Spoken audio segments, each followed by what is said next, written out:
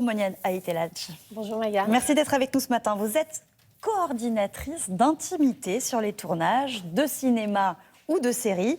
Si je dis que vous êtes à la fois une chorégraphe des scènes d'amour et la gardienne du consentement, est-ce que c'est un bon résumé?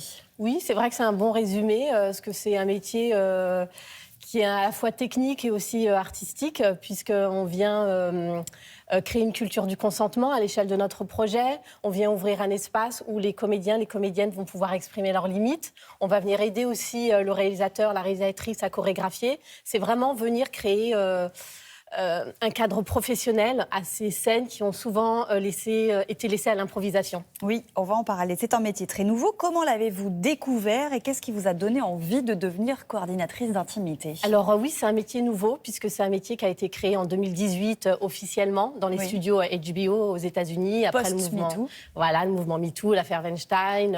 C'est vrai que les comédiens, les comédiennes ont commencé à s'exprimer sur leurs conditions de travail et notamment comment on travaillait ces scènes de nudité, d'intimité. Et moi, je l'ai découvert comme ça en 2018-2019. J'en ai entendu parler aux États-Unis et j'étais en train de changer de carrière. J'avais été juriste auparavant et j'avais fait une école de cinéma. Je voulais vraiment travailler dans ce milieu-là. J'ai entendu parler de ce métier-là et surtout pourquoi il avait été créé et les conditions dans lesquelles il avait été créé. Et c'était des valeurs, moi, qui me parlaient énormément. Et voilà pourquoi j'ai décidé de me former à ce métier. Je crois que vous êtes quasiment la seule, non, en France. Vous avez pu vous former ici? Moi, non, puisque aujourd'hui en France, il n'existe pas encore de formation. Je me suis formée auprès d'un organisme américain. Mais en effet, je suis une des premières. Et aujourd'hui, je commence à avoir des collègues qui se forment aussi aux États-Unis, au Canada. Vous avez travaillé sur des séries comme Emily in Paris, récemment Super Sex avec Rocco Siffredi, sur des films également. Comment ça se passe sur un tournage? D'abord, qui fait appel à vous? Alors, principalement les producteurs, les productrices, mais aussi parfois les réalisateurs, les réalisatrices qui ont entendu parler de mon métier, ou des comédiens, des comédiennes qui ont envie d'être soutenus dans ce travail-là. Alors, vous allez les conseiller avant, lire le texte avec eux, envisager la scène, expliquez-nous. Oui, alors la majorité du travail se fait en préparation. Donc on va dépouiller, ce qu'on appelle dépouiller, c'est-à-dire lire un script, voir où il y a de l'intimité. Ensuite, on va en discuter avec la mise en scène pour comprendre ce qu'elle imagine. Parce qu'en fait, souvent dans les scripts, il y a écrit « Ils font l'amour passionnément », par exemple.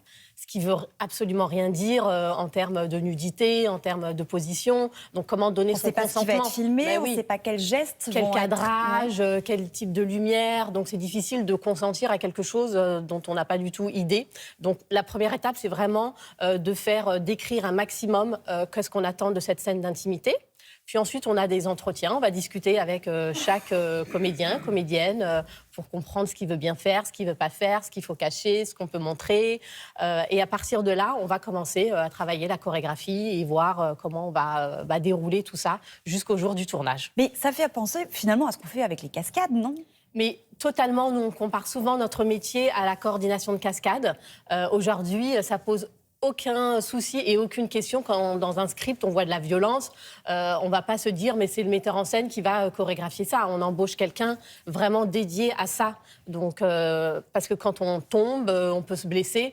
C'est la même chose pour les scènes d'intimité. On peut se blesser physiquement, mais surtout émotionnellement quand ça se passe mal. Parce qu'on part avec ça un peu traumatisé. Mais alors si jamais avant une scène d'amour, un des comédiens vous dit... Voilà, je peux pas. Ça, je peux pas. Alors que c'était prévu dans le scénario. Est-ce que vous avez le pouvoir de dire bon on saute cette scène? Est-ce qu'il y a une forme de censure? Alors, non, pas du tout. Alors moi, je ne suis pas du tout justement cette censure ou la personne qui va dire la police des mœurs ou celle qui va dire non, on ne fait pas ça, mais on fait comme ça. Pas du tout. Moi, je propose des solutions alternatives. C'est-à-dire que, le consentement, il est révocable jusqu'à la dernière minute. Donc même si on a dit oui, si le jour J, on ne se sent plus de le faire, trouvons une autre solution. On peut toujours... L'intimité, on peut la raconter de plein de manières possibles. Ce n'est pas juste des baisers ou de la sexualité simulée. Alors, je vais prendre juste un exemple concret. Judith Godrèche, qui accuse le réalisateur Jacques Doyon de viol, elle a évoqué 45 prises pour une scène de baiser et de caresse sur un tournage. Est-ce que cette situation, avec la présence d'une coordinatrice d'intimité, ça ne peut pas exister ? Oui, alors déjà faire 40 prises, ça veut dire que ça marche pas, quoi. On n'a pas besoin de faire 40 prises, on en fait quelques-unes, ça fonctionne. Si ça fonctionne pas, on revoit les choses différemment.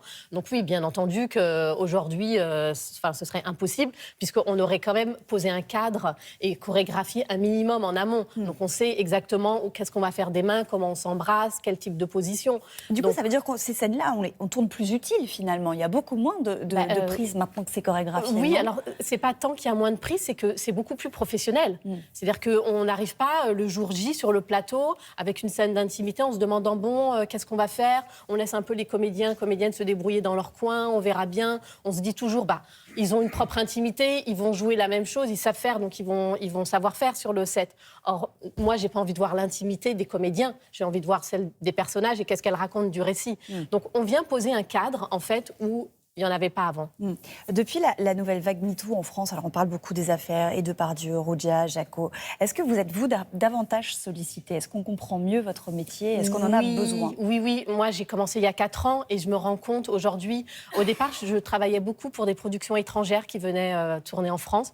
Et aujourd'hui, je travaille beaucoup pour des productions françaises et même pour du cinéma dit d'auteur. Ça devrait être obligatoire. Donc, comme pour les cascades. C'est-à-dire que nulle part, il y a un texte de loi qui rend obligatoire la coordination de cascades, mais ça viendrait à l'idée de personne de faire ne ça. pas le faire. Merci beaucoup, Monia Italati, de nous avoir présenté votre métier. Merci, Maya.